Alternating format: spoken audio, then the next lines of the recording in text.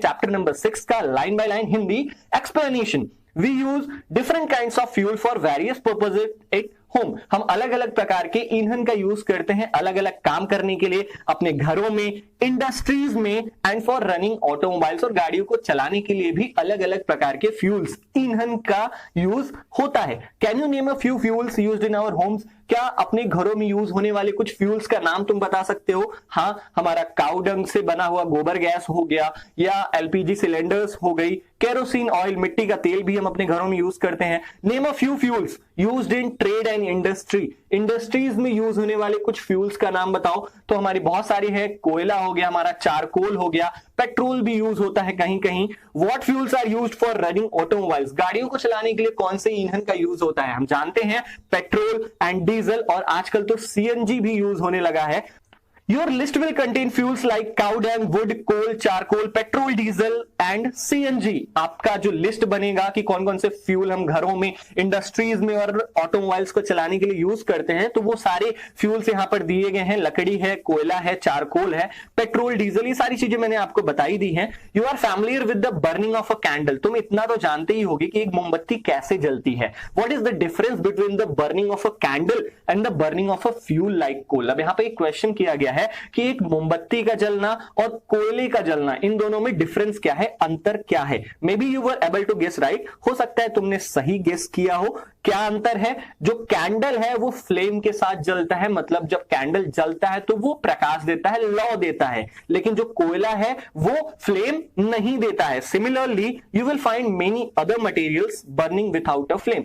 इसी प्रकार से तुम कई ऐसी सारी चीजों को देखोगे जो बिना फ्लेम के जलती हैं, जैसे कोयला जलता है। Let us study the chemical process of burning and the types of flame produced during this process. चलो इस पूरे चैप्टर में हम पढ़ेंगे कि कोई भी चीज जलती है तो वो क्यों जलती है, कौन कौन सी चीजें होती हैं जिसकी मदद से वो कोई भी चीज जलता है, या कैसे आग को बुझाया जाता है। ठीक है, और हम ये भी पढ़ेंगे कि कितने टाइप्स के फ्लेम होते हैं। Now next topic, what is combustion? Combustion क्या है? सिंपल भाषा में हम कहें तो किसी चीज के जलने को ही हम कंबस्शन कहते हैं। Recall the activity of burning of magnesium ribbon performed in class 7। आपने क्लास 7 में एक एक्टिविटी की होगी, आपने मैग्नीशियम रिबन को जला के देखा होगा। ये है मैग्नीशियम रिबन, ऐसे जल रहा है, तो उसमें हमने क्या सीखा था? हमने सीखा था कि that magnesium burns to form magnesium oxide. Magnesium ribbon जलता है और मैग्नीशियम ऑक्साइड फॉर्म करता है, और उसके साथ साथ वो गर्मी भी प्रोड्यूस करता है और लाइट भी प्रोड्यूस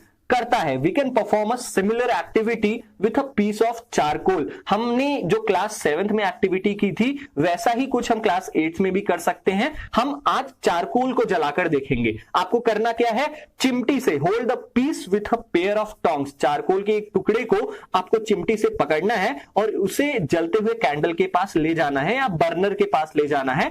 अब तुम क्या देखोगे? वी फाइंड दैट, हम पाते हैं कि जो चारकोल है वो तो जल जाता है, और जैसे चारकोल जलता है we know that coal too burns in air. हमें ये भी जानते हैं कि जो कोयला है वो भी एयर में बर्न हो जाता है। एयर में बर्न होने का मतलब ऐसा नहीं है कि हवा चलती रहती है और उसमें आग लग जाती है। जो ओपन एयर होता है, जो नॉर्मल एयर होता है, उसमें आग लग जाती है, उसमें जलने लगता है। ठीक है, प्रोड्यूसिंग कार्बन डाइऑक्साइड, और जब कोयला जलता है तो कार्बन डाइऑक्साइड CO2 प्रोड्यूस करता है, हीट गर्मी प्रोड्यूस करता है, और उसके साथ साथ लाइट भी वो प्रोड्यूस करता है।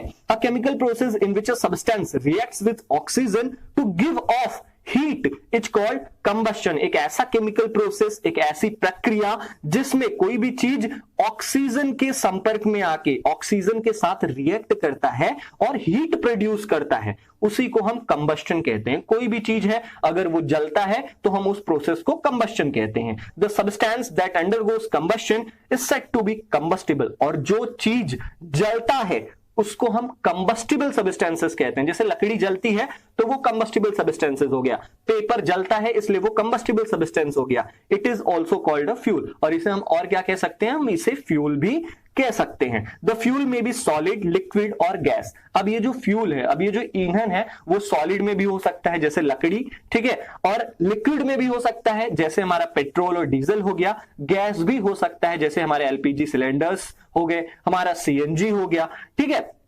Sometimes light is also given of during combustion. कभी कभी क्या होता है, जब कोई चीज जलती है तो उसके लिए वहां पर प्रकाश भी आता है, वहां पर प्रकाश भी फैल जाता है। ईदर एस अ फ्लेम और एस अ ग्लो। हो सकता है वो जो लाइट हो वो फ्लेम की वजह से आ रही हो, या केवल ग्लो, केवल जो चमक है उसके जलने से उसकी वजह से आ रही हो। In the reaction mentioned above, magnesium and charcoal are combustible substances. जो दोनों एक्टिविटी हमने की, हमने चारकोल को जलाकर देखा, हमने मैग्नीशियम को जलाकर देखा, ये दोनों चीजें क्या है? कंबस्टिबल सब्सटेंसेस हैं, क्योंकि यही दोनों चीजें तो जल रही है ना। वी वर टोल्ड दैट, अब यहां पर बूझो कह रहा है कि हमें बताया गया है कि खाना हमारे लिए फ्यूल का काम करता है, ईंधन का काम करता है, लेकिन ऐसा क्यों? वो तो जलता नहीं है, फिर कैसे फ्यूल का काम करेगा?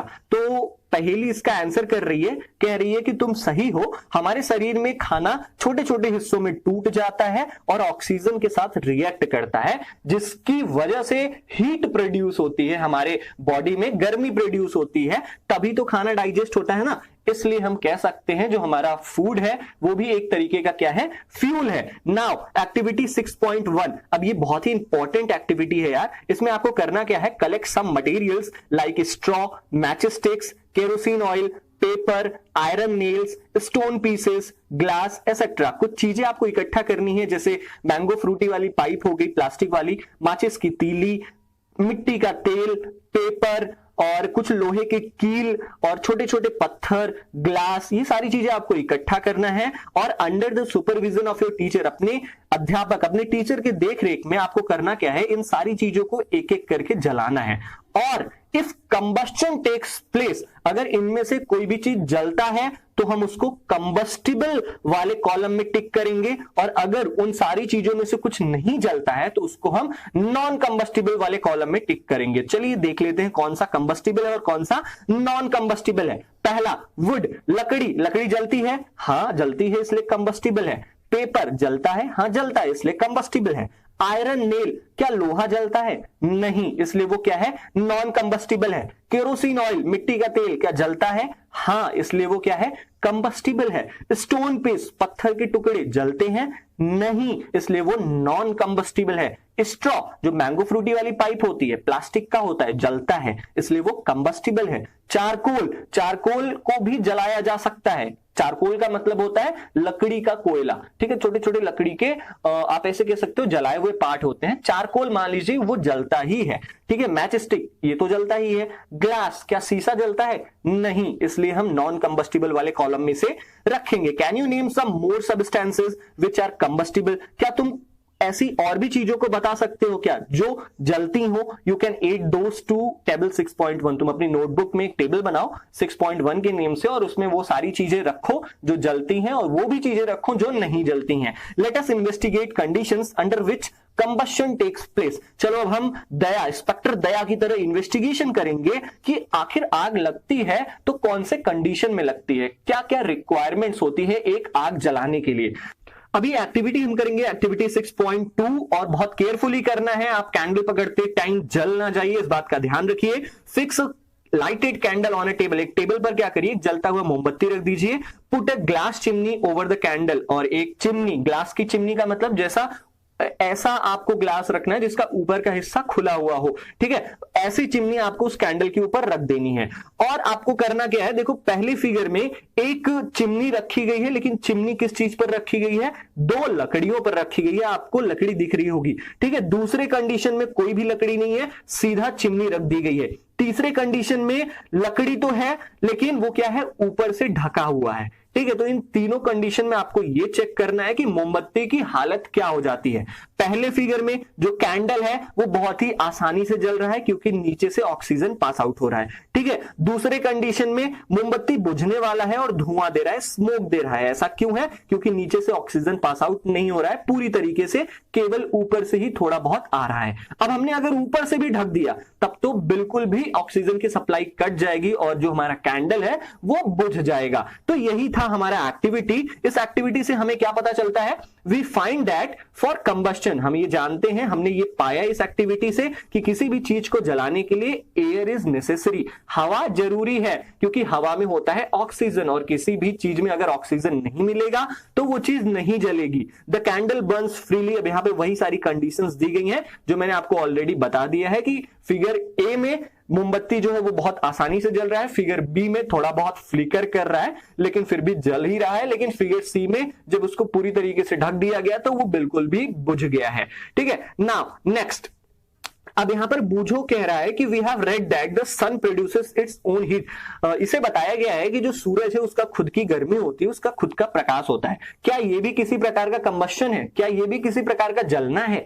नहीं, ऐसा कुछ भी नहीं है, क्योंकि जो सूरज का गर्मी है, सूरज के प्रकाश है, वो किस वजह से होता है? वो न्यूक्लियर रिएक्शंस की वजह से होता है। अभी ये सारी चीजें आप हायर क्लासेस में पढ़ोगे, अभी आप इसे छोड़ दो। एक्टिविटी 6.3 इसमें क्या है? Place a piece of burning wood और charcoal on an iron plate और तवा। आपको क्या करना है? जलती हुई लकड़ी या जलता हुआ चारकोल एक लोहे के तवे पर, जिस पर रोटी पकाई जाती है, उस पर रख दो। उसके बाद क्या करो? एक शीशे के ग्लास से या शीशे के बर्तन से उसको पूरी तरीके से ढक दो, ताकि तुम्हें दिख सके कि अंदर क्या हो रहा है। अब देखो अंदर क्या हो रहा है। Does charcoal stop burning after some time? क्या वो जो चारकोल हमने जलाकर तवे पर रखा था, क्या वो बुझ गया है ढकने के बाद? हाँ, बुझ जाएगा यार, क्योंकि ऑक्सीजन नहीं मिल रहा उसे। Can you think of the reason?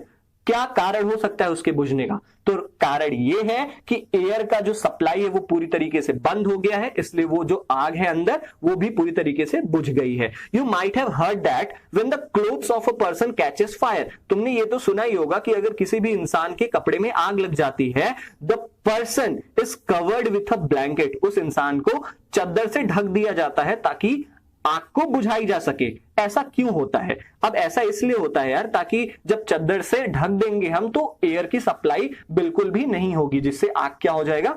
बुझ जाएगा। Now recall some of your experiences. अब आपको डे टू डे लाइफ के कुछ अनुभव के बारे में बताना है। Does a match stick burn by itself?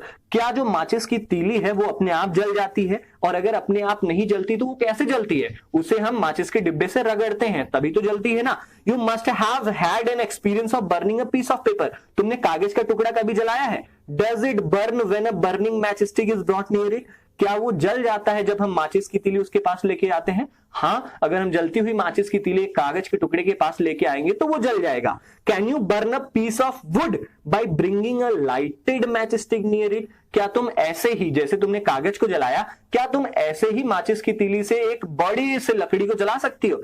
नहीं जला सकते हो भाई, क्योंकि उसमें टाइम लगेगा, थोड़ा आपको हीट करना पड़ेगा उस लकड़ी को, तब जाके वो जलेगा। Why do you have to use paper और केरोसिन ऑयल? तुम्हें उस लकड़ी को जलाने के लिए पेपर का यूज क्यों करना पड़ता है? क्यों तुम्हें मिट्टी के तेल डालना पड़ता है उस लकड़ी पर उसे जलाने के लिए? ऐसा क्यों होता है?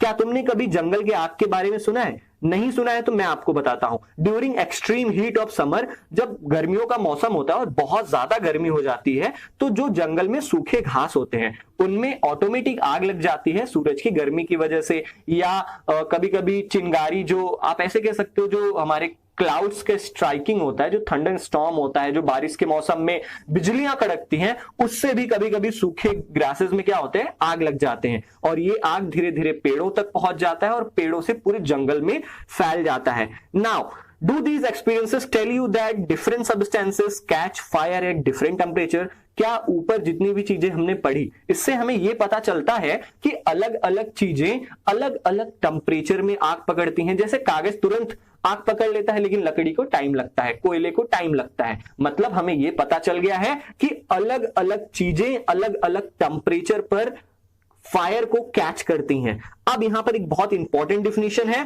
कि the lowest temperature at which a substance catches fire is called its ignition temperature. वो सबसे कम तापमान, जिस तापमान में कोई भी चीज आग पकड़ती है, उसे हम उसका इग्निशन टेम्परेचर कहते हैं। जैसे हमारा कागज हो गया, कागज जिस टेम्परेचर पर जला वो अपने इग्निशन टेम्परेचर पे है। जब तक कोई भी चीज अपने इग्निशन टेम्परेचर पर नहीं पहुंचती है तब तक उस पे आग नहीं लगती है। जैसे हम क्या करते हैं, लकड़ी को गर्म करते हैं ना, ताकि उसकी इग्निशन टेम्परेचर तक पहुंचा जा सके, उसके बाद उसमें आग लग जाती है। ठीक है, can you tell now why a match stick does not catch fire on its own at room temperature?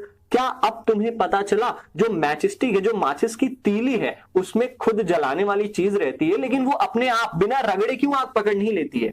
क्योंकि वो अपने इग्निशन टेम्परेचर तक नहीं पहुंचती है। जब हम उसे माचिस के डिब्बे से रगड़ते हैं तब वो अपनी इग्निशन टेम्परेचर पर पहुंचती है और तब जाके आग लगता है। Why does the matchstick start burning on rubbing it? वही यहां पर पूछा गया है कि क्यों माचिस के डिब्बे से रगड़ते ही माचिस की तीली में आग लग जाती है। क्योंकि वो जो माचिस की तीली है वो हिट हो जाती है, वो अपने इग्निशन टेम्परेचर तक पहुंच जाती है, इसलिए आग लग जाता है।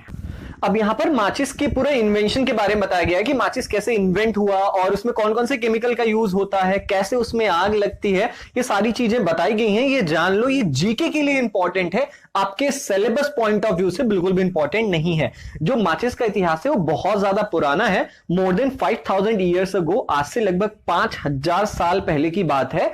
देवदार की छोटी छोटी लकड़ियों को सल्फर में डुबोया जाता था और उसी से माचिस का काम किया जाता था, और ये बात है एंशिएंट इजिप्ट की। लेकिन जो आज की माचिस हैं जो हम यूज करते हैं वो लगभग 200 साल पहले बनाई गई थी। कैसे बनाई गई थी? A mixture of antimony trisulphide, कुछ केमिकल्स का यूज किया गया था, जैसे ट्राइसल्फाइड, पोटेशियम क्लोरेट और व्हाइट फास्फोरस। ये इन 3 केमिकल्स को ग्लू, कुछ चिपकने जैसी चीज में मिलाया जाता था और उस पर स्टार्च भी अप्लाई किया जाता था। और ये सारा जो मिक्सचर है, जो सारा लेप है, उसको क्या किया जाता था? माचिस की तीली के ऊपरी वाले हिस्से में लगा दिया जाता था। और जब इसे when struck against a rough surface, जब इसे कभी खुरदुरे सरफेस पर रगड़ा जाता था तो जो व्हाइट फास्फोरस है उसमें आग लग जाती थी। किसकी वजह से? रगड़ने की वजह से। This started the combustion of the match, और इसकी वजह से वो माचिस की तीली जलने लगती थी। लेकिन जो व्हाइट फास्फोरस है प्रूव्ड टू बी डेंजरस, ये बहुत ही खतरनाक है उन दोनों के लिए। किन दोनों के लिए? जो माचिस की तीलियों को बनाता है और जो इसे यूज करता है, दोनों के लिए बहुत ज्यादा खतरनाक था, इसलिए इसे हटा दिया गया। अब क्या यूज होता है?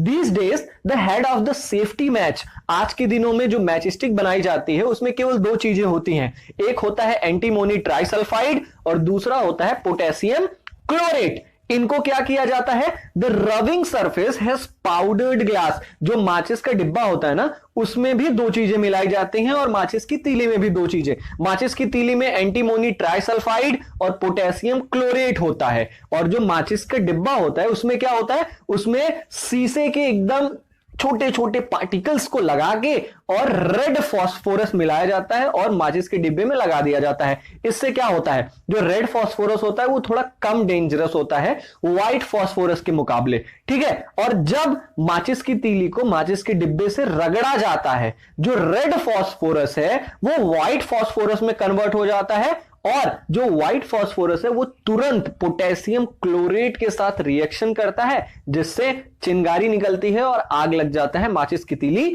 जलने लगती है। तो ये था पूरा माचिस का इतिहास, और कैसे जलता है, कौन कौन से केमिकल्स यूज होते हैं, वो सारी चीजें मैंने आपको बता दी। अब यहां पर एक चीज इंपॉर्टेंट है कि we find that a combustible substance can not catch fire और burn as long as its temperature is lower than its ignition temperature। यहां पर यह बताया गया है कि कोई भी जलने वाली चीज हो, कोई भी कंबस्टिबल सब्सटेंस हो, जैसे पेपर हो गया, जैसे लकड़ी हो गया, वो तब तक आग नहीं पकड़ेगा जब तक वो अपने इग्निशन टेम्परेचर तक नहीं पहुंच जाता है। समझ गए? अब पता चला क्यों कागज जल्दी आग पकड़ लेता है और जो लकड़ी है वो देर में आग पकड़ता है, क्योंकि उसके इग्निशन टेम्परेचर तक नहीं पहुंचा है वो, ठीक है। Have you ever seen cooking oil catching fire when a frying pan is kept for long on a burning stove? क्या तुमने कभी देखा है जो खाना बनाने वाला तेल होता है उसमें आग लग जाती है, जब बहुत लंबे समय तक उसे स्टोव पर रखा जाता है और छोड़ दिया जाता है ना, तो उसमें आग लग जाती है। ऐसा क्यों होता है? क्योंकि वो जो कुकिंग ऑयल है वो अपने इग्निशन टेम्परेचर तक पहुंच चुका है।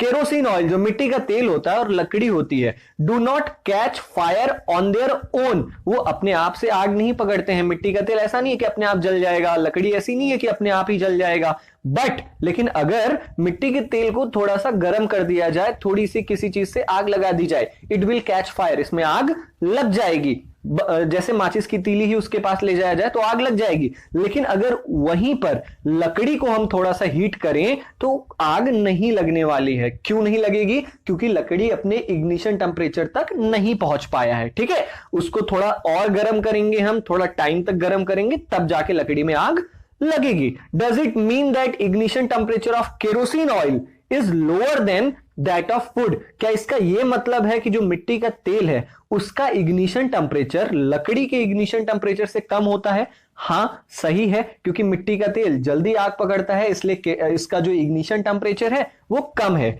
और लकड़ी जो है वो बाद में आग पकड़ता है, इसलिए इसका इग्निशन टेम्परेचर क्या है? ज्यादा है। Does it mean that we need to take special care in storing kerosene oil? क्या इसका यह मतलब है कि हमें मिट्टी के तेल को बहुत सावधानी से स्टोर करना चाहिए? हाँ, क्योंकि बहुत ज्यादा ज्वलनशील होता है और जल्दी से आग पकड़ लेता है। The following activity shows that it is essential for substance to reach ignition temperature to burn. अब ये जो नीचे आपको एक्टिविटी दिखाई गई है, इस एक्टिविटी में ये बताया गया है कि किसी भी चीज में आग लगाने के लिए उसको अपने इग्निशन टेम्परेचर तक पहुंचना पड़ता है। अब यहां पर एक एक्टिविटी है, एक्टिविटी 6.4। इसमें आपको करना क्या है? आपको 2 पन्नों से क्या करना है? कप जैसी ये जो चीज है ये बना लेनी है, और क्या करना है? किसी एक कप में लगभग 50 मिलीलीटर पानी डाल दो और दोनों कपों को कैंडल में जैसे हीट किया जा रहा है ना, ऐसे हीट करो। अब आपको क्या मिलता है? What happens to the empty paper? जो खाली वाला पेपर है उसके साथ क्या होता है? तुम देखोगे वो जो खाली वाला पेपर है जैसे ही हम कैंडल पर रखते हैं वो जल जाता है। What happens to the paper cup with water? अब वो जो जिसमें तुमने पानी डाला है उस वाले पेपर कप का क्या होगा? तुम देखोगे वो नहीं जलेगा। ऐसा क्यों होता है? Does water in this cup become hot? क्या जो पानी उस कप में रखा गया है, वो पेपर के कप में रखा गया है, क्या वो बॉईल होना स्टार्ट हो जा रहा है? क्या वो गर्म होना स्टार्ट हो रहा है? क्या? इन सारी क्वेश्चंस के आंसर हम नीचे दे रहे हैं कि if we continue heating the cup, अगर हम लगातार उस जो पेपर के कप हमने बनाए हैं उसको हम लगातार हीट करते रहें जिसमें हमने पानी रखा है, तो यहां तक हम इतना भी कर सकते हैं कि पानी बॉईल होने लगेगा कुछ समय बाद। ठीक है? Can you think of the explanation why this happens? ये क्यों हुआ? क्या तुम सोच सकते हो क्यों कागज नहीं जला? दूसरे केस में क्यों कागज नहीं जला? क्यों पानी बॉईल होने लगा? ये इसलिए होता है the heat supply to the paper cup is transferred to water. जो हीट, जो गर्मी कैंडल दे रहा है वो पेपर को नहीं मिल रहा, वो ट्रांसफर हो जा रहा है वाटर पर। इसी के लिए वाटर क्या हो रहा है? गर्म हो रहा है, लेकिन पेपर जल नहीं रहा है, पेपर पर कोई भी फर्क नहीं पड़ रहा है। So in the presence of water, और इसीलिए जब तक पानी उस कप में रहेगा उस पेपर का इग्निशन टेम्परेचर, वो पेपर अपनी इग्निशन टेम्परेचर तक नहीं पहुंचेगा, hence it does not burn, और इसी के लिए उसमें आग भी नहीं लगेगी। अब यहां पर एक बहुत ही इंपॉर्टेंट डिफिनेशन दी गई है कि the substances which have very low ignition temperature, ऐसे सब्सटेंसेस, ऐसे पदार्थ जिनका इग्निशन टेम्परेचर बहुत ज्यादा लो हो and can easily catch fire, और जो जल्दी से आग पकड़ लेते हो, उन्हें हम इनफ्लेमेबल सब्सटेंसेस कहते हैं। जो केवल एक फ्लेम से, जो केवल एक चिंगारी से ही आग पकड़ लेते हो, उन्हें हम इनफ्लेमेबल सब्सटेंसेस कहते हैं। इसका एग्जांपल क्या हो गया? जैसे पेट्रोल हो गया। पेट्रोल के आसपास, पेट्रोल टंकी पर आप अगर जाओ तो कहा जाता है आप सिगरेट ना जलाओ, आप माचिस की तीली ना लेके जाओ। क्यों? क्योंकि एक चिंगारी से भी उसमें आग लग सकती है। एलपीजी जो सिलेंडर्स हमारे घरों में यूज होता है उसमें भी, वो भी एक इनफ्लेमेबल सब्सटेंस है, तुरंत इसमें आग पकड़ लेती है। तो ऐसे बहुत सारे एग्जांपल्स हैं। Can you list some more inflammable substances? क्या तुम ऐसे और भी इनफ्लेमेबल सब्सटेंसेस का लिस्ट बना सकते हो क्या, जो जल्दी से आग पकड़ लेती हैं? सोचो और बनाओ।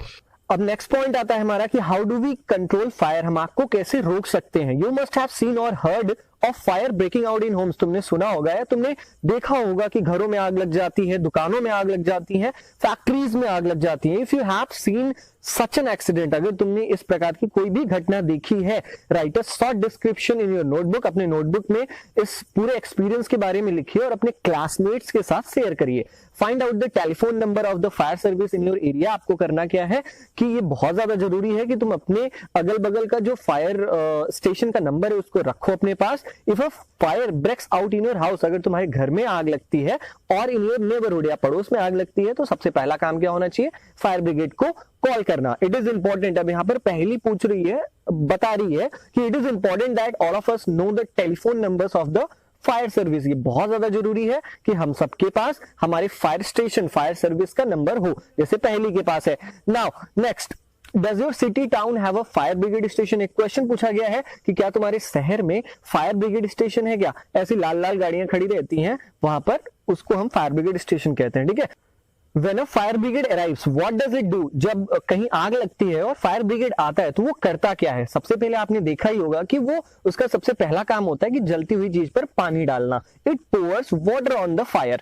Water cools the combustible material so that its temperature is brought below its ignition temperature. और पानी डालने से होता क्या है, जो वाटर होता है वो जलने वाली चीज को ठंडा कर देता है और इस वजह से जो टेम्परेचर, जो इग्निशन टेम्परेचर होता है, जिस वजह से वो जल रहा होता है उसका इग्निशन टेम्परेचर कम हो जाता है, इसलिए वो आग बुझ जाती है. This prevents the fire from spreading. और इससे क्या होता है, आग फैलती नहीं है. अब उसके अलावा क्या होता है, जो पानी जब आग पर पड़ता है तो भाप बनाता है, वैपर बनाता है, ठीक है, जिससे वैपर से क्या होता है, वो पूरी जलने वाली चीज को सराउंड कर लेता है, घेर लेता है, जिससे ऑक्सीजन की सप्लाई कट जाती है और जैसे ही ऑक्सीजन की सप्लाई कटेगी आग भी हमारा बुझ जाएगा. ये नॉर्मल सी बात है. आग तभी जलती है जब ऑक्सीजन होता है. You have learn that there are 3 essential requirements for producing fire. तुमने ये तो सीखा ही होगा, मैंने अब तक चैप्टर में बताया आपको कि 3 चीजें जरूरी होती हैं किसी भी आग को जलने के लिए. वो कौन सी चीजें होती हैं? Can you list these requirements? ये जरूरतों को तुम लिस्ट कर सकते हो, कौन सी 3 चीजें हैं? चले मैं आपको बताता हूं. These are fuel, air and heat. अब सबसे पहली चीज है कि फ्यूल, जो चीज जल रही है उसका होना तो जरूरी है, क्योंकि वो चीज ही नहीं रहेगी तो जलेगा क्या. ऑक्सीजन का होना जरूरी है, और ऑक्सीजन कहां से मिलता है हमें? एयर से मिलता है. दूसरी चीज हीट, कहीं ना कहीं आग का एक फ्लेम चाहिए, हीट चाहिए, तभी तो आग जलेगी ना. To raise the temperature of the fuel beyond the ignition temperature. Heat देने से क्या होता है कि किसी भी चीज का टेम्परेचर राइज होता है या लो होता है. लो तो नहीं होता, राइज ही होता है, और राइज होकर वो अपने इग्निशन टेम्परेचर तक पहुंचाता है, जिससे उसमें आग लग जाती है. Fire can be controlled by removing 1 or more of these requirements. हम आग को इन तीनों में से किसी भी चीज को हटाकर, फ्यूल, एयर और हीट, इन तीनों में से अगर कोई भी चीज ना हो तो जो आग है वो बुझ जाएगी, उस पर हम काबू पा सकते हैं. The job of a fire extinguisher is to cut off the supply of air और to bring down the temperature of the fuel. अब जो फायर एक्सटिंग्विशर, जो सिलेंडर्स में, हमारे ऑफिसेज में, हमारे घरों में लगाए जाते हैं ना फायर एक्सटिंग्विशर, उनका काम क्या होता है? उनका काम ये होता है कि वो ऑक्सीजन की सप्लाई को एकदम कट कर देती हैं. ऑक्सीजन नहीं मिलता, आग नहीं जलती. या कभी कभी वो क्या करते हैं, जो जलने वाली चीज है उसके टेम्परेचर को डाउन कर देते हैं, और जैसे ही वो अपने इग्निशन टेम्परेचर से नीचे आता है आग बुझ जाती है. या कभी कभी तो दोनों करते हैं, फायर एक्सटिंग्विशर दोनों काम कर लेते हैं. एयर की सप्लाई को भी कट कर सकते हैं और टेम्परेचर को डाउन भी कर सकते हैं. Notice that the fuel in most cases can not be eliminated. एक बात का ध्यान रहे कि ज्यादातर केसेस में, ज्यादातर मामलों में जहां आग लगती है वहां पर हम फ्यूल को नहीं हटा सकते हैं, क्योंकि वही चीज तो जल रही है. फॉर एग्जांपल यहां पर दिया गया है कि अगर किसी बिल्डिंग में आग लगती है, अब building catches fire, the whole building is the fuel. अब आग लगी है बिल्डिंग में, तो जो चीज जल रही होती है वही तो है ना कंबस्टिबल सब्सटेंस, वही तो है ना फ्यूल. अब हम पूरी बिल्डिंग को तो नहीं हटा सकते ना वहां से कि बिल्डिंग उठाया, पानी में डाला, लो आग बुझ गई, ऐसा कुछ नहीं होता ना. तो इन चीजों का हमें ख्याल रखना होता है. अब यहाँ पर फायर एक्सटिंग्विशर के बारे में बताया, इतना लंबा पढ़ने की जरूरत नहीं है, मैं आपको एक शॉर्ट में बता देता हूं. जो ये फायर एक्सटिंग्विशर है, आपको इसमें बताया गया है कि पानी जो होता है वो केवल कौन कौन से आग के लिए काम आता है. अगर लकड़ी में आग लगी है या पेपर में आग लगा है तब तो पानी बुझा देता है, लेकिन जैसे किसी बिजली की चीजों में आग लग गई, किसी इलेक्ट्रिकल इक्विपमेंट्स में आग लग गई, या कहीं पेट्रोल से आग लग गई, तो वहां पर पानी काम नहीं करता है. क्यों नहीं करता? अगर इलेक्ट्रिकल इक्विपमेंट्स में आग लगी है और आप पानी डालोगे तो हो सकता है करंट भी पैदा हो सकती है, करंट भी लग सकता है लोगों को. और पेट्रोल में आप पानी क्यों नहीं डाल सकते? इसलिए अगर पेट्रोल से आग लगी है तो जो पानी होता है वो पेट्रोल से हैवी होता है, उसकी डेंसिटी ज्यादा होती है. पानी पेट्रोल से नीचे आ जाएगा और पेट्रोल पे कोई फर्क ही नहीं पड़ेगा, वो तो जलता ही रहेगा. इस केसेस में हम क्या करते हैं?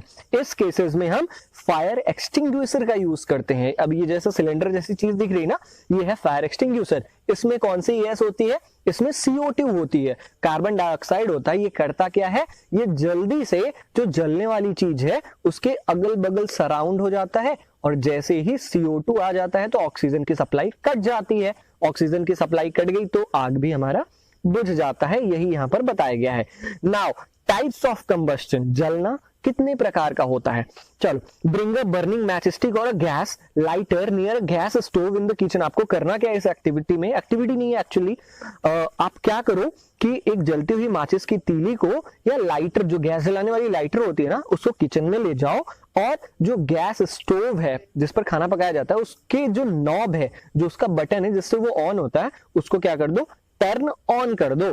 अब क्या तुम देखोगे, what do you observe, we find that, हम देखते हैं कि जो गैस है वो तुरंत आग पकड़ लेती है, तुरंत हमारा गैस स्टोव जलने लगता है। ऐसा क्यों होता है? Such combustion is known as rapid combustion. अब ऐसी जो आग लगना होता है जो तुरंत आग पकड़ लेती है उसको हम रैपिड कंबस्शन कहते हैं। ये हमारा यहाँ पर एक डिफिनेशन दिया गया है कि such we find that gas burns rapidly, मतलब कि that substances that burns rapidly and produces heat and light, such combustion is known as rapid combustion, मतलब तेजी से जल जाना। ठीक है, there are substances like phosphorus which burns in air at room temperature। अब ऐसी भी बहुत सारी चीजें होती हैं, जैसे फास्फोरस हो गया, व्हाइट फास्फोरस, खास कर ये व्हाइट फास्फोरस क्या होता है, उसका अगर हम इसको रूम में भी रख देते हैं और ये ऑक्सीजन के कांटेक्ट में आता है ना, इसमें अपने आप ही आग लग जाती है, इसलिए व्हाइट फास्फोरस को बहुत सेफली रखा जाता है। अब ऐसे कंबस्शन जो बिना किसी चीज की मदद से ही जल जाए, जैसे हमें माचिस की तीली लाना पड़ा था ना गैस जलाने के लिए, लेकिन यहाँ पर फास्फोरस को जलाने के लिए ऐसी कोई भी चीज की जरूरत नहीं है, बस इसे ऑक्सीजन चाहिए, तुरंत जल जाएगा। तो ऐसे कंबस्शन को हम क्या कहते हैं, स्पॉन्टेनियस कंबस्शन कहते हैं। यहाँ पर डिफिनीशन दी गई है, the type of combustion in which a material suddenly burst into flames. ऐसे प्रकार का कंबस्शन जिसमें जो चीज है वो तुरंत आग पकड़ लेती है, without the application of any apparent, बिना बाहरी चीजों के एप्लीकेशन के, मतलब बिना माचिस की तीली के या बिना किसी चीज के ही आग पकड़ ले, उसको हम स्पॉन्टेनियस कंबस्शन कहते हैं। अब यहाँ पर एक इंपॉर्टेंट चीज बताई गई है कि जो spontaneous combustion of coal dust has resulted in many disasters fires in coal mines. क्या होता है, जो कोल डस्ट होता है, जो कोयले का धुआं होता है, वो बहुत ज्यादा ज्वलनशील होता है। अगर बहुत ज्यादा गर्मी बढ़ जाती है ना तो वो अपने आप आग पकड़ लेता है। इससे क्या होता है, कभी कभी कोल माइन में बहुत भयंकर आग लग जाती है और बहुत लोगों की जान भी चली जाती है। स्पॉन्टेनियस फॉरेस्ट फायर्स, जो तुरंत जंगल की आग भी क्या है, स्पॉन्टेनियस कंबस्शन है। क्यों? क्योंकि जंगल की आग को भी कभी कभी क्या होता है, लाइटनिंग, जो आसमान में लाइटनिंग हो रही होती है ना, बिजलियां कड़क रही होती हैं या सूरज की गर्मी से ही इसमें आग लग जाती है, किसी और चीजों की जरूरत इसको नहीं पड़ती है, इसलिए इसको हम स्पॉन्टेनियस कंबस्शन कहते हैं। हाउएवर मोस्ट फॉरेस्ट फायर, लेकिन वो बात अलग है कि ज्यादातर जो जंगल के आग होते हैं वो इंसान की लापरवाही से लगते हैं। इट इज इंपॉर्टेंट, हमें ये याद रखना चाहिए कि अगर हम कैंप लगाएं जंगल में जाके तो वहां से निकलने से पहले हम कैंप के आग को बुझा दें, एक्सटिंग्विश कर दें। नाउ आगे यहां पर दिया गया है कि we generally have fireworks on festival days. हम ज्यादातर क्या करते हैं, जैसे ही त्योहार आते हैं तो हम पटाखे जलाने लगते हैं। When a cracker is ignited, जब पटाखों में आग लगाई जाती है, a sudden reaction take place, एक अचानक से रिएक्शन होता है जिसमें बहुत ज्यादा हीट, मतलब बहुत ज्यादा गर्मी निकलती है, बहुत ज्यादा लाइट निकलता है, ऐसे चमक जाती है ना पूरा इन्वायरमेंट, और बहुत ज्यादा साउंड भी निकलता है, आवाज करती है जब ये पटाखों को जलाया जाता है। A large amount of gas formed in the reaction is liberated. अब इसकी वजह से क्या होता है, पटाखों में जैसे ही पटाखा फूटता है तो बहुत सारा धुआं, बहुत सारा गैस निकल जाता है। इस रिएक्शन को हम एक्सप्लोजन कहते हैं, धमाका कहते हैं। कहते हैं ना बहुत गजब का धमाका हुआ इस पटाखे से। बॉम्ब भी जब फटता है तो वो भी एक प्रकार का क्या है, एक्सप्लोजन है। Explosion can also take place if pressure is applied on the cracker. अब ये धमाका कैसे भी हो सकता है, जरूरी नहीं है कि धमाके के लिए हमें आग ही लगानी पड़े उस पटाखे में। आप क्या करो, हम एक छोटे पटाखे का नाम जानते होंगे, हम अपने लोकल लैंग्वेज में से चुटपुट पटाखा कहते हैं। उस पे हम जब बहुत तेज से प्रेशर देते हैं या उसे कहीं पटक देते हैं ना तो उसमें वो ऑटोमेटिक फट जाता है, आवाज देता है। तो जरूरी नहीं है कि क्रैकर्स को जलाने के लिए हमें आग की जरूरत पड़े, वो प्रेशर की वजह से भी फट जाते हैं। ओके, तो अब हम पढ़ेंगे flame law. Observe an LPG flame, can you tell the colour of the flame. एक एलपीजी गैस सिलेंडर जो हमारे घरों में जलता है, देखो ये जल रहा है ना यहाँ पर, इसके फ्लेम का कलर क्या है, हल्का ब्लू कलर का है, ठीक है। दूसरा पूछ रहा है कि what is the colour of a candle flame. एक मोमबत्ती को जलाओ और उस कैंडल का फ्लेम किस कलर का है, आप देख रहे हो वो येलो और हल्का रेड कलर में है। Recall your experience of burning a magnesium ribbon in class 7। अगर आपने क्लास 7 में एक एक्टिविटी की होगी मैग्नीशियम रिबन को जलाने वाला, तो ठीक है, नहीं तो if you do not have experience of burning the remaining items, अगर आपने उन चीजों को नहीं जलाया है तो आपको यहाँ पर जला कर देखना पड़ेगा। कौन कौन सी चीजें को जलाना पड़ेगा आपको, कैंडल है, मैग्नीशियम है, कैम्फर कपूर है, केरोसिन स्टोव, चारकोल, इन सारी चीजों को जलाना है। और करना क्या है, रिकॉर्ड योर ऑब्जर्वेशन, आपको ऑब्जर्व करना है कि वेदर ऑन बर्निंग, कि जलने पर ये सारी चीजें फ्लेम देती हैं या फ्लेम नहीं देती है। तो चलो फटाफट टिक कर लेते हैं। सबसे पहले कैंडल है, आप जानते हो जब कैंडल जलता है तो फ्लेम देता ही है, तो उसको फॉर्म्स फ्लेम वाले में टिक करो। मैग्नीशियम, मैग्नीशियम को हमने आपको फिगर दिखाया था मैग्नीशियम रिबन को जलाते हुए, तो वो भी क्या कर रहा था, फ्लेम दे रहा था, तो हम यहां पर फॉर्म्स फ्लेम में टिक करेंगे। कैम्फर कपूर जो हमारे घरों में जलाया जाता है वो भी फ्लेम देता है, तो फॉर्म्स फ्लेम में टिक करेंगे। केरोसिन स्टोव जो हमारी मिट्टी के तेल का स्टोव होता है हमारे घरों में, पुराने जमाने में जलाया जाता था ना, वो भी फ्लेम देता है, तो उसको हम फॉर्म्स फ्लेम में टिक करेंगे। अब बचा चारकोल। चारकोल हमारा कोयले जैसी चीज होती है और ये फ्लेम नहीं देता जलते टाइम, इसलिए डज नॉट फॉर्म फ्लेम। अब यहां पर कुछ दिया गया है, आप देख सकते हो, flames of kerosene lamp, candle and Bunsen burner. यहाँ पर अलग अलग प्रकार के फ्लेम्स दिए गए हैं, एक मिट्टी के तेल का फ्लेम है, एक कैंडल का और एक बर्नर का, जो गैस से चलती है ना बर्नर, उसका फ्लेम है। यहाँ पे आप देख लेना। अब नेक्स्ट टॉपिक आता है हमारा structure of a flame. Flame का स्ट्रक्चर कैसा होता है।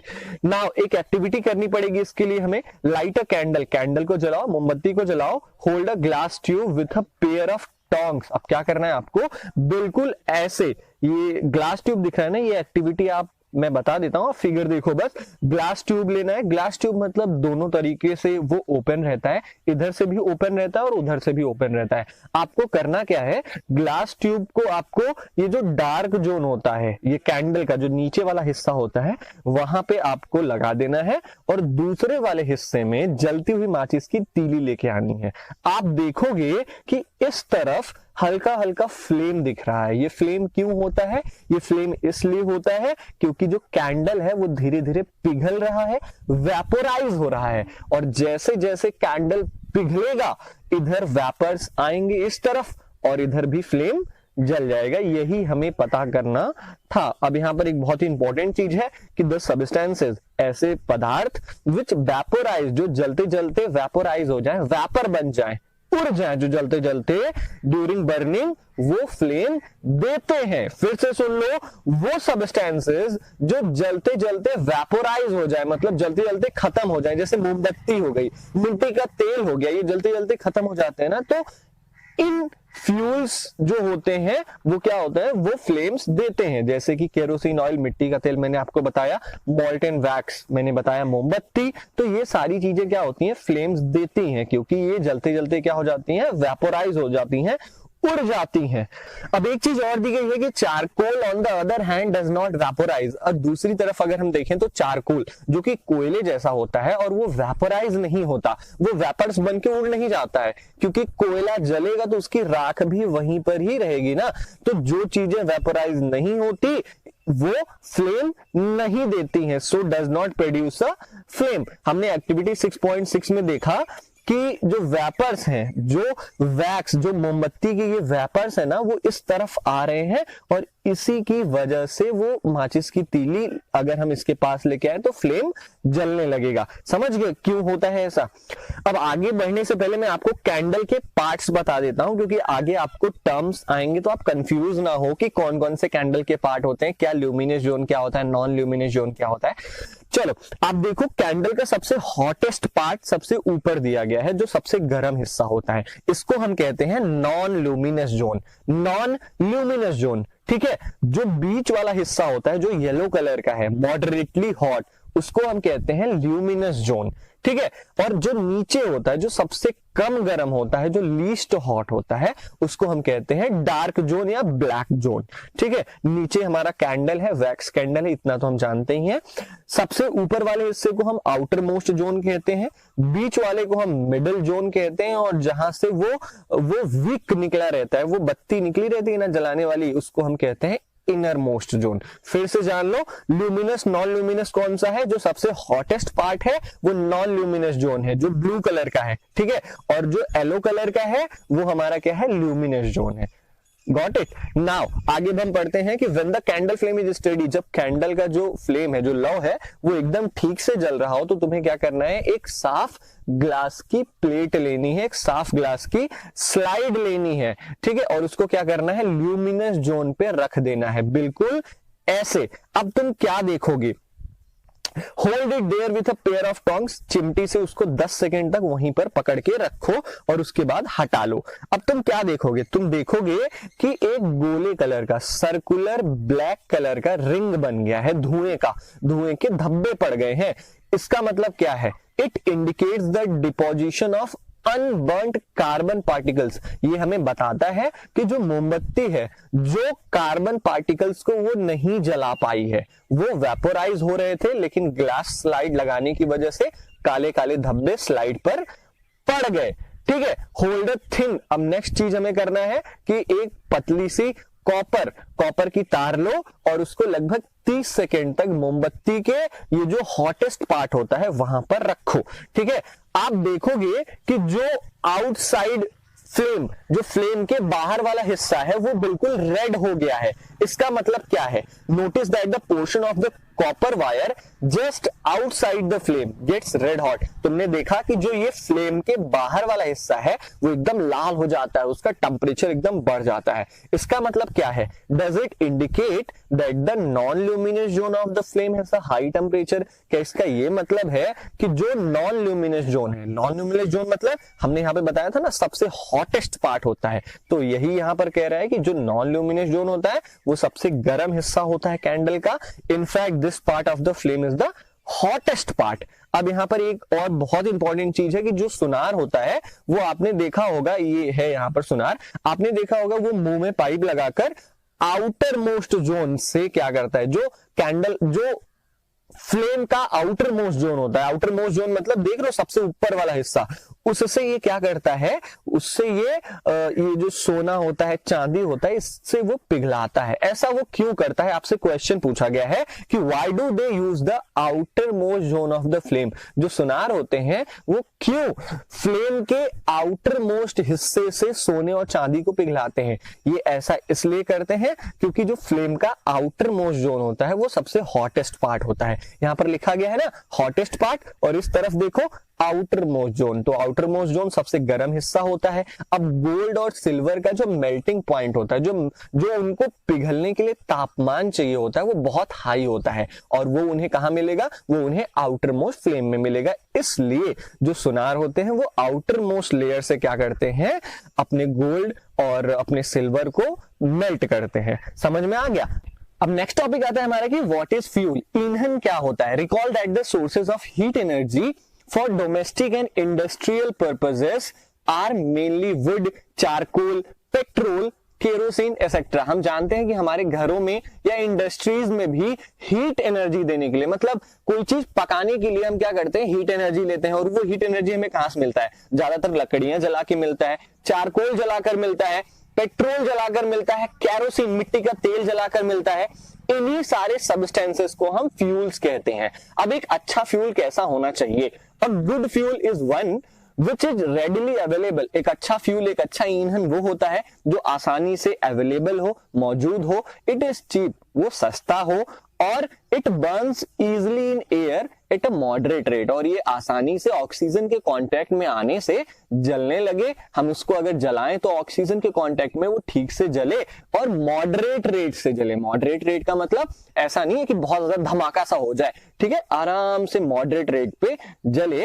It produces a large amount of heat, और एक गुड फ्यूल को और कैसा होना चाहिए, एक अच्छा फ्यूल जो होता है वो बहुत ज्यादा गर्मी प्रोड्यूस करता है जिससे ज्यादा से ज्यादा काम हो सके। It does not leave behind any undesirable substances. और जो एक अच्छा फ्यूल होता है, जो गुड फ्यूल होता है, वो अपने पीछे कोई भी खतरनाक गैसेस नहीं छोड़ता है, कोई भी खतरनाक सब्सटेंसेस नहीं छोड़ता है। There is probably no fuel that could be considered as an ideal fuel. लेकिन हमारे पास अनफॉर्चुनेटली कोई भी ऐसा फ्यूल नहीं है जिसको हम एक आदर्श फ्यूल कह सकें, जिसे हम एक आइडियल फ्यूल कह सकें। ठीक है, we should look for a fuel. हमें एक ऐसे ईंधन की तलाश करनी पड़ेगी which fulfills most of the requirements, जो हमारी ज्यादातर जरूरतों को पूरा करे हमारे पर्सनल काम के लिए।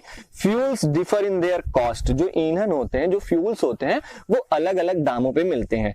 कुछ फ्यूल्स सस्ते होते हैं, कुछ फ्यूल्स महंगे होते हैं। जैसे पेट्रोल 80 रुपए है, लकड़ी जो है हमारा सस्ता है, मिट्टी का तेल हमारा सस्ता है। Make a list of fuels. आपको करने क्या है, आप जितने फ्यूल्स को जानते हो उनका लिस्ट बनाइए और सॉलिड, लिक्विड और गैस में उन्हें कैटेगराइज करिए। यहां पर एक टेबल दिया गया है, टेबल 6.3, यहां पर कैटेगराइज किया गया है। चलिए देखते हैं। सॉलिड फ्यूल, सॉलिड फ्यूल में हमारा लकड़ी दी गई है, चारकोल दिया गया है, कोयला तो उसने पहले से ही लिख के रखा था, तो 3 हो गए हमारे सॉलिड फ्यूल। कौन कौन सा? कोयला, लकड़ी और charcoal. Liquid fuel, liquid fuel में हमारा कौन सा आता है? हमारा पेट्रोल हो गया, केरोसिन ऑयल मिट्टी का तेल हो गया, डीजल भी हो गया क्योंकि वो भी गाड़ियों को चलाने के काम आता है, तो वो भी एक प्रकार का क्या है? फ्यूल है। Now gaseous fuel, gaseous fuel में कौन कौन सा आता है? CNG, PNG, compressed natural gas, और ये हमारा आता है पीएनजी नहीं, सॉरी एलपीजी होना चाहिए, यहां पर ये रॉन्ग लिखा गया है, लिक्विड पेट्रोलियम गैस। समझ गए ना आप? चलो नेक्स्ट टॉपिक आता है हमारा फ्यूल इफिशियंसी, कि हम ईंधन को कैसे बचा सकते हैं, हमें क्यों बचाना चाहिए। Suppose you were asked to boil a given quantity of water using cow dung, coal and LPG as a fuel. मान लो कि तुम्हें कहा गया हो कि तुम पानी गर्म करो किन चीजों का प्रयोग करके? या तो काउ डंग, काउ डंग का क्या मतलब होता है हम जानते हैं, गाय के गोबर से एक फ्यूल बनाया जाता है, ईंधन बनाया जाता है, जो गांव में उपरी कहते हैं जिसे हम। ठीक है, तो क्या होता है कि तुम्हें 3 ईंधन, 3 फ्यूल दिया गया है, एक काउ डंग दिया गया है, कोयला दिया गया है और एक एलपीजी दिया गया है। अब कहा गया है आपसे कि आप पानी गर्म करिए इन्हीं फ्यूल के मदद से। आप कौन से फ्यूल का यूज करोगे? अगर मुझसे पूछो तो मैं तो काउ डंग का यूज करूंगा, क्योंकि भाई गाय तो गोबर अनलिमिटेड देती है ना, लेकिन कोयला और एलपीजी तो अनलिमिटेड नहीं है, वो लिमिटेड सोर्सेज हैं, वो खत्म हो जाते हैं। आप अपना रीजन दो। हमने रीजन ये दिया कि LPG and coal are exhaustible natural resources, but cow dung is non exhaustible, वो खत्म नहीं होगा। You may take the help of your parents. आप अपने पेरेंट्स की भी मदद ले सकते हो। इसमें पेरेंट्स की क्या मदद लेना, हमने बता दिया ना आपको कि काउ डंग ही आप करोगे, क्योंकि वो क्या है, वो खत्म नहीं होगा, लेकिन एलपीजी और कोयला जो है वो खत्म हो सकता है। Do these 3 fuels produce the same amount of heat? क्या ये तीनों फ्यूल्स एक ही मतलब कि सेम अमाउंट ऑफ हीट देंगे? क्या वो एक ही टेम्परेचर पर जलेंगे? ऐसा तो नहीं है ना, कोई कम हीट देगा, कोई ज्यादा हीट देगा। फॉर एग्जांपल कोयला सबसे ज्यादा हीट देगा, लेकिन वहीं पर काउ डंग जो होता है वो कम हीट देगा। चलो, अब एक इंपॉर्टेंट डिफिनीशन यहां पर ये है कि कैलोरीफिक वैल्यू की डिफिनीशन दी गई है। The amount of heat energy produced on complete combustion of 1 kg of fuel is called its calorific value. अब जितना हीट प्रोड्यूस होता है किसी 1 किलो फ्यूल को जलाने में, उसको हम कैलोरीफिक वैल्यू कहते हैं। अब कैलोरीफिक वैल्यू को आप ऐसे समझ सकते हो कि the calorific value of fuel is expressed in a unit.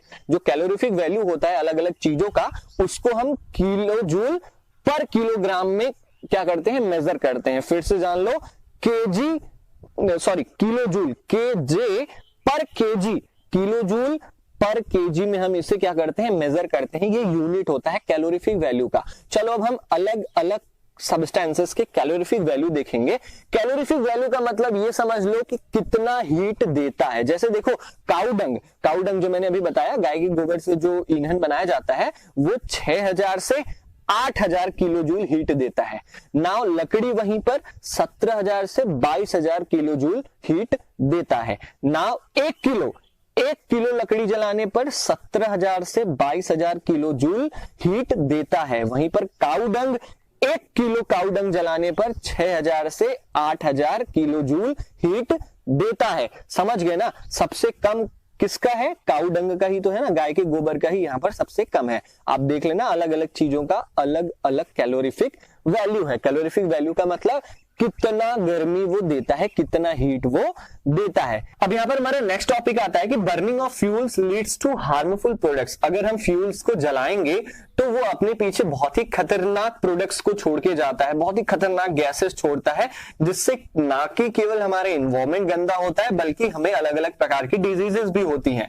The increasing fuel consumption has harmful effects on the environment. हम जितना लगातार डे टू डे हमारी जो फ्यूल का कंजप्शन है, पेट्रोल डीजल का कंजप्शन, कोल का कंजप्शन, ये दिन बे दिन बढ़ता जा रहा है, जिससे क्या होता है हमारा एनवायरमेंट जो होता है वो पल्यूट होता है, गंदा होता है। सबसे पहला फर्क क्या पड़ता है, कार्बन फ्यूल्स लाइक वुड, जो कार्बन देने वाले फ्यूल्स हैं, जो अपने पीछे कार्बन छोड़ते हैं, जैसे लकड़ी को जलाएं तो वो अपने पीछे कार्बन छोड़ता है, कोयला भी अपने पीछे कार्बन को छोड़ता है, पेट्रोलियम भी अपने पीछे कार्बन को छोड़ता है, ये अनबर्न्ड कार्बन को छोड़ते हैं।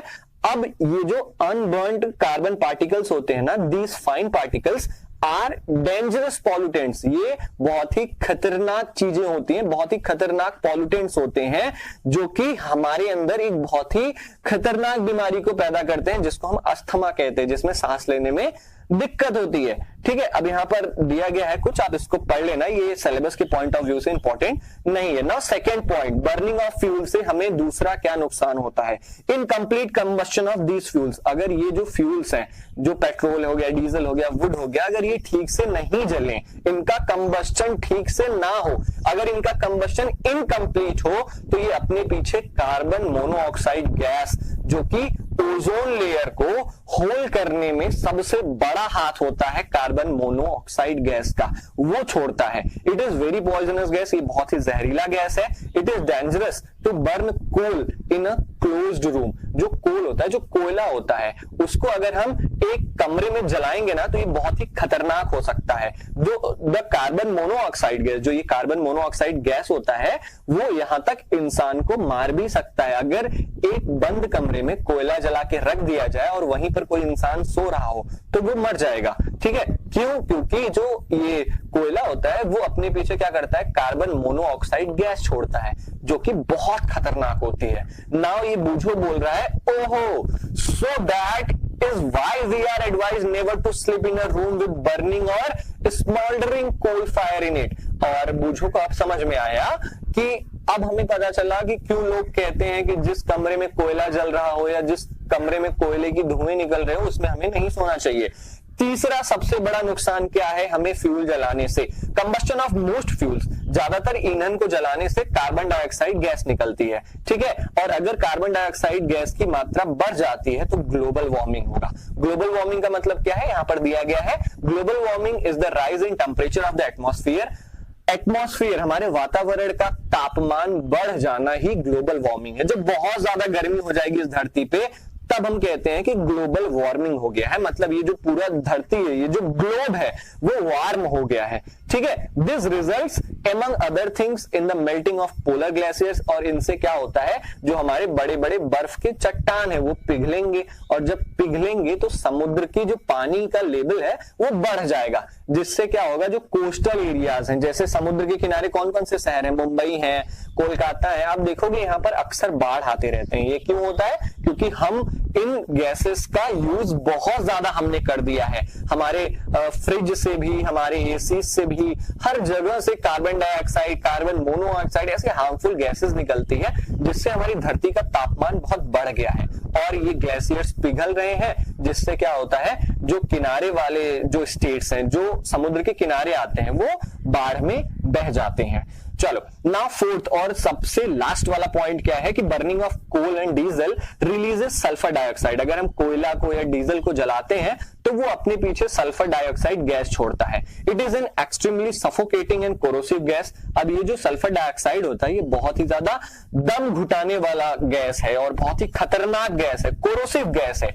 मोर ओवर, और इससे भी कहीं ज्यादा, petrol engines give of gaseous oxides of nitrogen. जो पेट्रोल की गाड़ियां होती है, जो पेट्रोल से चलती है, जैसे हमारी बाइक होता है, वो अपने पीछे क्या छोड़ता है, नाइट्रोजन का ऑक्साइड छोड़ता है। ठीक है, इससे क्या होता है, ऑक्साइड्स ऑफ सल्फर, जो डीजल के जलने से जो सल्फर का ऑक्साइड आया था और पेट्रोल के जलने से नाइट्रोजन का ऑक्साइड आया है, अब ये दोनों डिसॉल्व हो जाते हैं, घुल जाते हैं। किसमें घुल जाते हैं, जो बारिश होती है ना, इसमें ये घुल जाते हैं और एसिड फॉर्म कर लेते हैं, इसी को हम एसिड रेन कहते हैं। आप फिर से जान लो, एसिड रेन में कौन कौन सी चीजें होती हैं, sulphur oxide and nitrogen oxide mix with rain so that it can form acid rain, इसलिए वो क्या बना लेते हैं, एसिड रेन बना लेते हैं। इट इज वेरी हार्मफुल, ये बहुत ही खतरनाक होता है। ये जो एसिड रेन है वो हमारी फसलों के लिए, बिल्डिंग्स के लिए, मिट्टी के लिए, इन सारी चीजों के लिए बहुत ही ज्यादा खतरनाक होता है, क्योंकि बिल्डिंग्स पे ना धब्बे पड़ जाते हैं। अगर जैसे हमारे ताजमहल पे भी व्हाइट संगमरमर का बना है और एसिड रेन से ताजमहल को बहुत ज्यादा नुकसान पड़ रहा है। It is very harmful for crops, buildings and soil. You have already learned about it in class 7th, आपने क्लास 7th में एसिड रेन के बारे में पहले से ही पढ़ लिया है। The use of diesel and petrol as fuels in automobiles is being replaced by CNG because CNG produces the harmful products in very less amount. CNG is a cleaner fuel. अब यहां पर कहा गया है कि पेट्रोल और diesel की जगह इन दिनों हम सीएनजी कंप्रेस्ड नेचुरल गैस का यूज कर रहे हैं, जो कि पेट्रोल और डीजल के मुकाबले थोड़ा सा कम पॉल्यूटेंट देता है, थोड़ा सा कम हार्मफुल सब्सटेंसेस को प्रोड्यूस करता है। इसलिए हम ऐसा कह सकते हैं कि जो सीएनजी है वो सबसे क्लीनर फ्यूल है, जो सबसे साफ ईंधन है ये, ठीक है। तो इसी तरीके से हमारा चैप्टर खत्म हो जाता है यार, इसके आगे कुछ भी नहीं है। और आई होप कि आपको ये चैप्टर अच्छे से समझ में आया होगा और